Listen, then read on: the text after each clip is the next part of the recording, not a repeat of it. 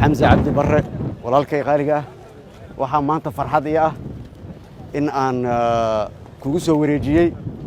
xarunta cusub ee golaha wasiirada oo labadii sano u dambeysay dhismuhu ka socday oo haddana heer gabagaba ay marayso waxaan jeclahay inaad iga gudoontid maantay oo ah maalintii xil wareejinta anigana ay tahay maalintii shaqadii ugu dambeysay laakiin xafladii ay dib ay hadhow inoo tahay laakiin hadda ay hordhaci tahay inaan kugu wareejiyo xarunta golaha wasiirada cusub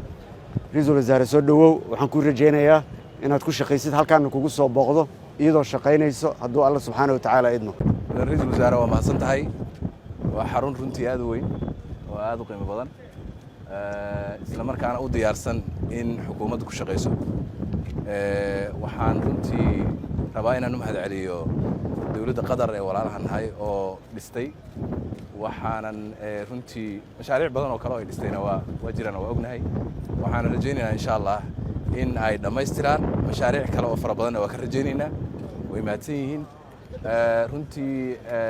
cid kasta oo ka qayb qaadatay hawshan muhiimka ah ee wadankii iyo dawladnimadii lagu soo celinayo waan mahadcelinayaa saraakiisha ciidamada amniga ee runtii sugay suurta galiyay in mashruuca inta leeg halkan laga dhiso waqti dhow aan la iman karin runtii